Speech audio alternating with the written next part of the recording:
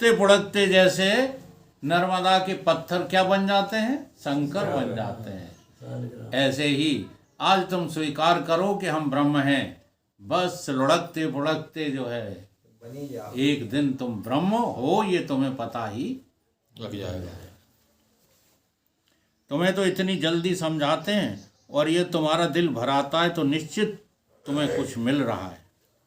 तुम्हें लगता है क्या लुटा दूं। अब जब तुम्हें पता लग जाएगा कि खजाना मेरे ही पास था। एक दृष्टांत है, इटारसी में एक भिखारी भीख मांगता था और मुश्किल से उसको पूरे दिन में रोटी के लायक पैसे मिल पाते थे और वो बूढ़ा हो गया। जब वो बूढ़ा हो गया तो एक दिन मर गया तो लोगों ने जो है वहीं उसको गाड़ने के लिए गड्ढा खोदा तो उसमें अपरंपार खजाना निकल पड़ा। उस खजाने के ऊपर बैठा था कौन, भिखारी। सारी जिंदगी भूखों मरता रहा और नीचे क्या था, खजाना। ऐसे ही तुम्हारे पास तुम्हारे दिल में क्या है, खजाना। कौन सा खजाना, भगवान बैठे हैं। और तुम ढूंढ कहाँ रहे हो, मंदिर में बाहर। जाने कहाँ कहाँ ढूंढ रहे, मंदिर में ढूंढो तब ठीक है, झूठी बोलते हो। तुम ढूंढ रहे लड़का बिटियन में, तुम ढूंढ रहे हो धन में, वैभव में, पद में, प्रतिष्ठा में, दुकान में, मकान में, धंधे में, पानी में ढूंढ रहे हो। शर्म करो, भगवान वहाँ कहाँ मिलेंगे। भगवान बैठे हैं तुम्हारे हृदय में, हृदय से अर्जुन तिष्ठति, और तुम हृदय की तरफ देखना भी नहीं चाहते। कमाल की बात है, जो जितना खास वो उतना ही दूर।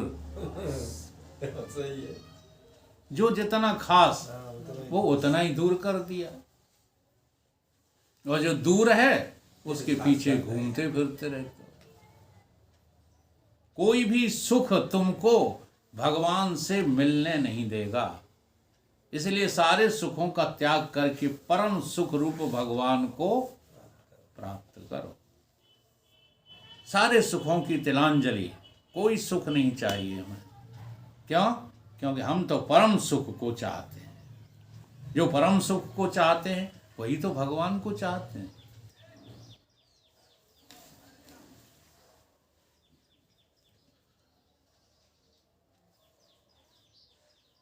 एक दिन की बात है, महाराज जी कह रहे हैं कि एक आदमी की कुंडलनी जग गई हमारे उपदेश से। जैसे आज हम यहाँ प्रवचन करने जाएं और रात को किसी की जग जाए, ठीक, ऐसे उसकी जग गई। तो जब वो जो है हमारे पास आता था तो 2 रुपए भी कभी नहीं उसने चढ़ाए। जब उसकी कुंडलनी जग गई तो वो 500 का, उस जमाने की बात है, हाँ, जब 2 रुपए की वैल्यू थी, 500 रुपए लेकर आया और मेरे चरणों में रख दिए। नहीं, क्या हुआ कि महाराज आज सब मिल गया। अब हमको जो आज मिला है उसके एवज में हम गुरुदेव तुम बताओ सो तुम्हें लुट। तो महाराज जी यहाँ समझा रहे हैं कि जिसके पास खजाना आ जाता है वो तो लुटाना चालू कर देता है, और जिसके पास है ही नहीं कुछ वो क्या लुटाएगा। अरे कुछ बात समझ हैं। तो जो लुटाते हैं ना, जो बांटते हैं उसे क्या कहते हैं, प्रसाद कहते हैं, और जो समेटते हैं उसे क्या कहते हैं। तो लुटाना सीखो। मनुष्य केवल लुटाने के लिए पैदा हुआ है, लूटने के लिए नहीं। ये बात जिस दिन मनुष्य को समझ में आ जाएगी उस दिन दुनिया से भ्रष्टाचार खत्म। देख लो भ्रष्टाचार क्यों है। देखो अलग अलग तरीके हैं। कोई ताकत से लूटता है, हाँ, और कोई रिया की लूटता है। ये जितने व्यापारी हैं सब लुटेरे हैं। अच्छा, वो लुटेरा जो है ठीक है कि ये लुटेरे ठीक है। एक बंदूक दिखा के लूटता है, और एक तुमको खुश करके चाय पिला के लुटता है, फिर तो लुटेरे। ध्यान दो इस बात पर। तो लूटना छोड़ो और लुटाना चालू करो, इसी जन्म में भगवान मिल जाएंगे। ये कह रहे हैं महाराज जी। तुम लुटाने के लिए पैदा हुए हो, तुम लूटने के लिए पैदा नहीं। बाकी 84 लाख योनियां सब मजबूर हैं। शेर के सामने तुम पड़ जाओगे, तुम्हें छोड़ेगा नहीं, है? नहीं छोड़ेगा, कचूमर बना देगा तुम्हारा। कोई सा भी जानवर, तुम किसी नदी के किनारे बैठे हो, तुम्हें पता नहीं है उसमें मगरमच्छ है ना, और तुमने उसमें पैर डाल दिए नदी में, तो वो जो बैठा था ना, वो तुरंत पूरा लील जाएगा तुमको, छोड़ देगा नहीं। तो सब लूट रहे हैं, केवल मनुष्य है जिसे लुटाने की अकल है, सो यहाँ आकर के भूल गया। क्या बन गया? लुटेरा बन गया, लुटाना छोड़ दिया। लूटना तो बोलो ये शर्त मंजूर है विजयपाल जी? बिल्कुल मंजूर है। लुटाओ फिर। हाँ, कल से ही लुटाना शुरू कर दो। जो लुटाते हैं, हाँ, बस वही भगवान को पाते हैं। जो लूट रहे हैं उन्हें भगवान 7 जन्मों में नहीं मिलेगा।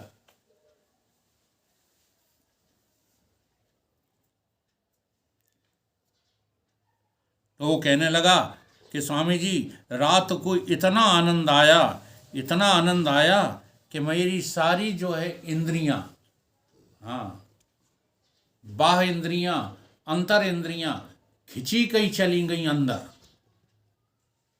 अब बोलो ये अनुभव कोई बता पाएगा? इंद्रियों का अंदर खिंचा चला जाना, आनंद की अनुभूति, ऐसे आनंद की अनुभूति हाँ कभी नहीं हुई, वो आज हुई है। इसलिए आप तो कहो उतना धन आपको दे दें, लेकिन ये मेरा आनंद बना रहे महाराज। ठीक बात है कि नहीं? तो ऐसा आनंद कभी आया बिना किसी विषय के, हाँ, न शब्द, न स्पर्श, न रूप, न रस, न गंध, कुछ नहीं चाहिए, और हम उनसे कहीं 10 गुने आनंद में जो है बने रहे। इसी का नाम कुंडलनी जागना है। कुंडलनी कहीं कोई चीज थोड़े ही है कि जो तुम्हारे भीतर, हाँ, जो लोग उल्लू बनाते रहते हैं कि ऐसे गुड़ी मुड़ी डरी है, नीचे को मुंह है उसका, फिर वो ऐसे सांप की नाई उठेगी, फिर फुदफुदाती हुई आज्ञा चक्र तक आएगी, ये कुछ नहीं।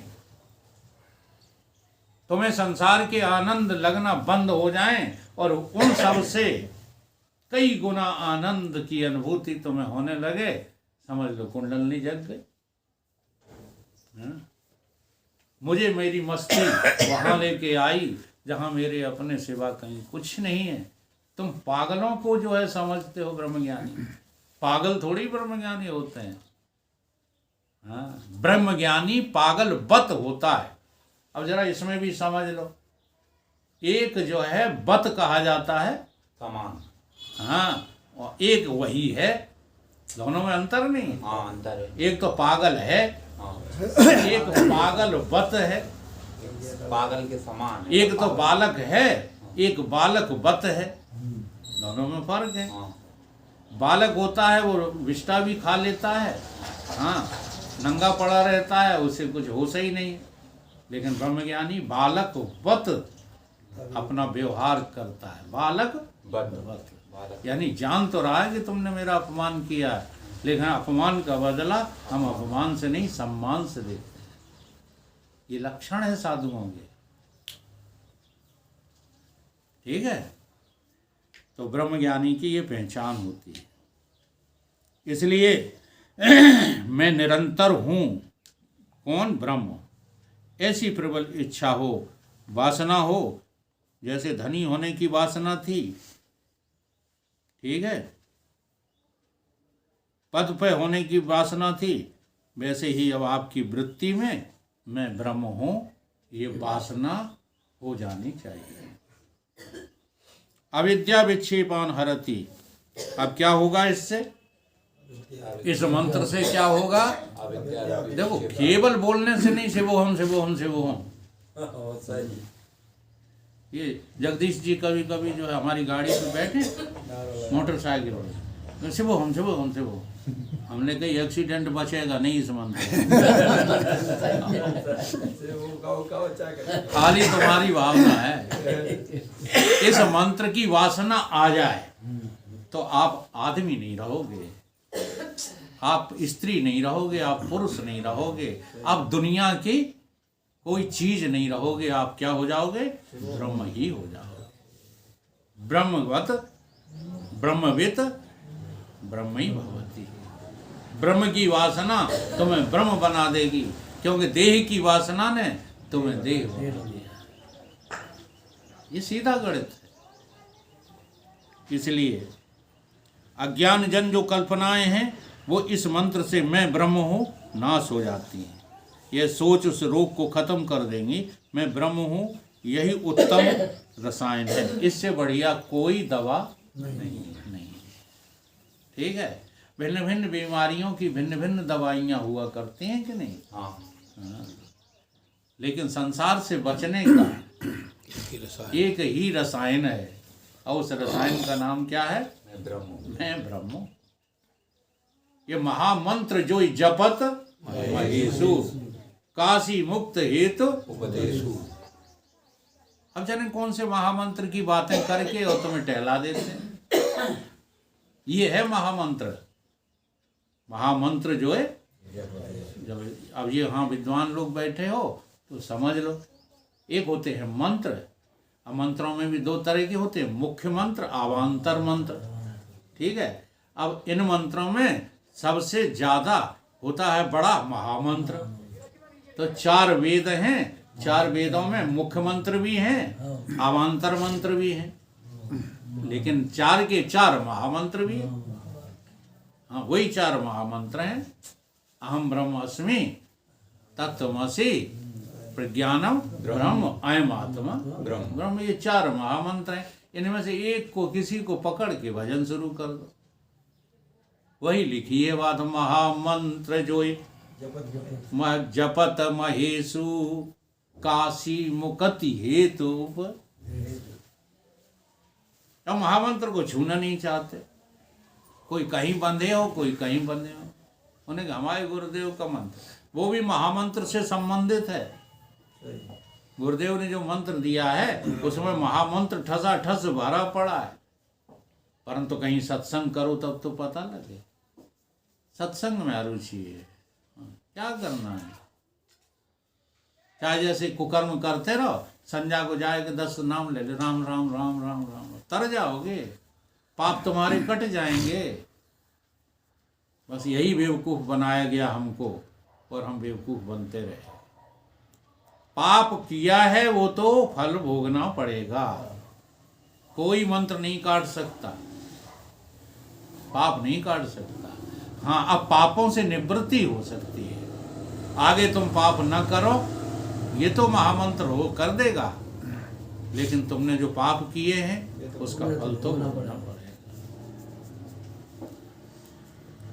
शंकराचार्य ने कहा, को दीर्घ रोगा, लंबी बीमारी कौन सी है?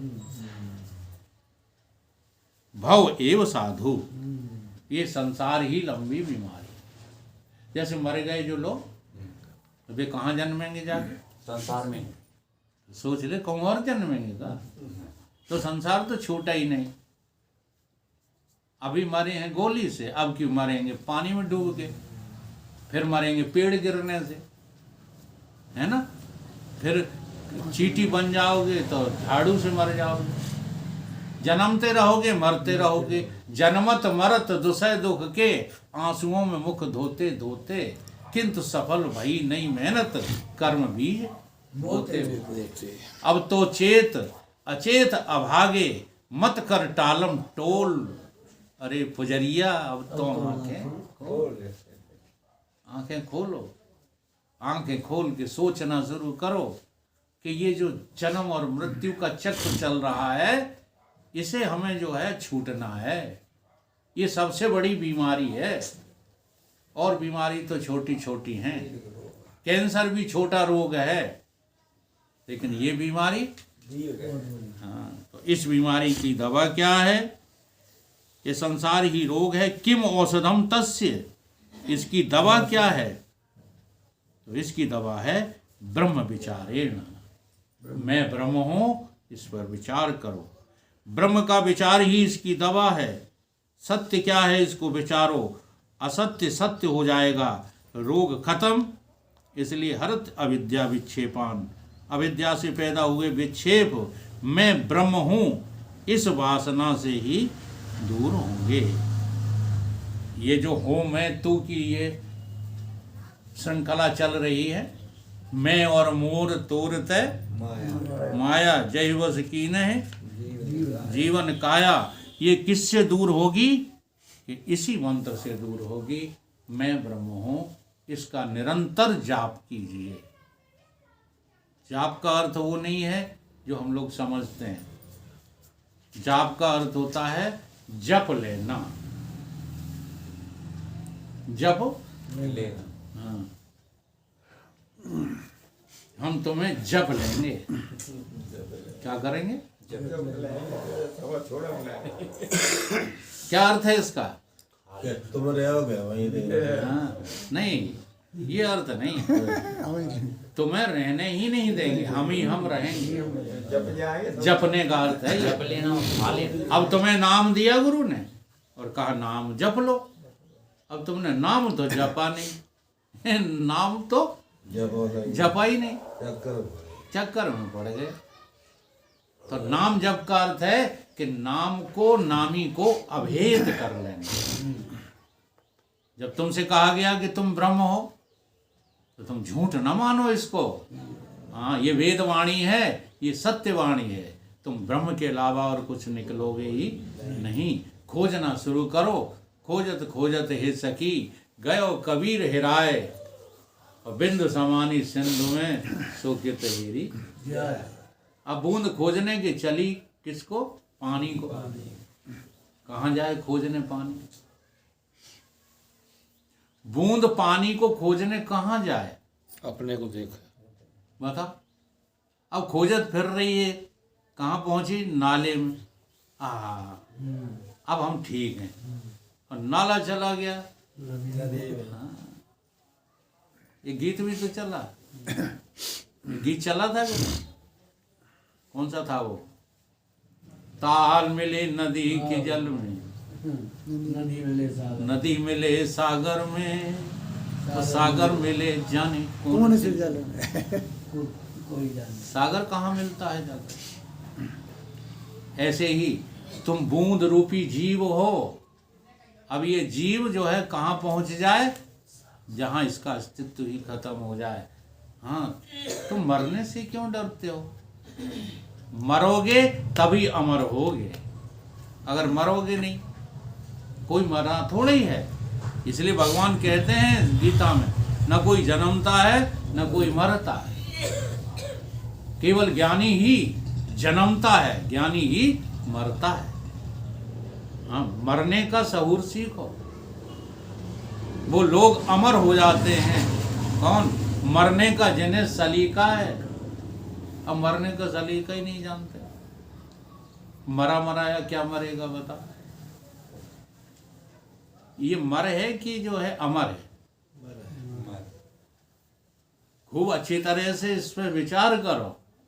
ये अभी भी मरा ही है। मर कहते हैं जड़ को, अमर कहते हैं चेतन को। तुम चेतन हो कि जड़? चेतन हो तो अमर हो। अब तुम्हें अपनी चैतन्यता और अमरता दिखाई नहीं दे रही, मरता दिखाई दे रही। बस एक बार ऐसे मरो कि फिर मरना ही ना हो। मरे मरण को ले चले, मर गए रोबन हार, तुलसी जा संसार में, मरे पड़े हैं जा। यहाँ तक कह दिया कबीर बाबा ने तो कि साधु ये जग मुर्दों का गांव। ये सब मुर्दे बैठे, ये सब मुर्दे। मस्त राम मुर्दों से बोले, मुर्दा कुछ बतलाएगा।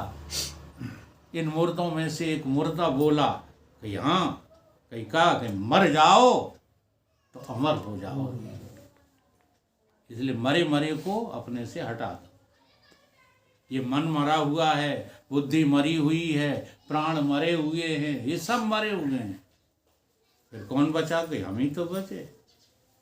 तो मुझे मिटा सके ये जमराज में दम नहीं। हाँ, जमराज हमसे हैं, जमराज से हम नहीं हैं। पता है आपको? तो पता लगाओ। तो यही सत्संग की महिमा है। जब तुमको ये पता लग जाएगा तो मुक्त हो जाओ। इसी का नाम मुक्ति है। बोलिए सतगुरुदेव भगवान की जय।